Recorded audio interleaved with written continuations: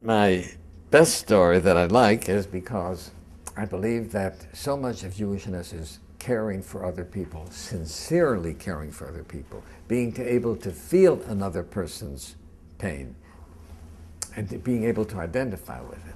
So the story is about my great-grandfather, whom my father knew. He lived in a little town in Russia, and he had heart disease. And then one day he developed a persistent hiccup, which nothing could then interrupt it, right? So after several days, they felt that this may be too heavy on his, stressful on his heart. They took him to Kiev, to the professor of neurology.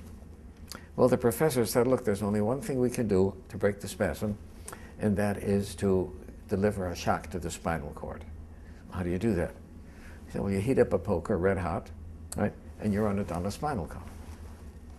So grandfather said, okay. Took off his jacket, took off his shirt, and the professor went and heated up the poker and went over and grandfather sat there, did not utter a sound, did not flinch a muscle. The doctor didn't understand that. So he went back, reheated the poker again, did it a second time, and again. He threw the poker down and he said, I don't believe this is a human being. He said, you know, just a few weeks ago, I had a real strong burly Cossack here, and I was going to do this to him, and I just went over to get the poker. The guy jumps out the window. And here I've scalded him twice, and he doesn't even utter a sound. So my grandfather's aide who was with him, my grandfather asked, what's the doctor saying?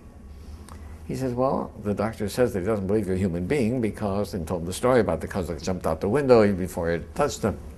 My grandfather says, you know, people come to me with their problems, and I try to help them. But sometimes a person comes to me with a problem, and I want to help him, and I can't. There's nothing I can do for him.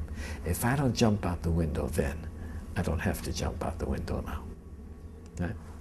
And that story is how caring for another person and feeling for the other person and feeling impotent to help the person can be a worse pain than being scalded.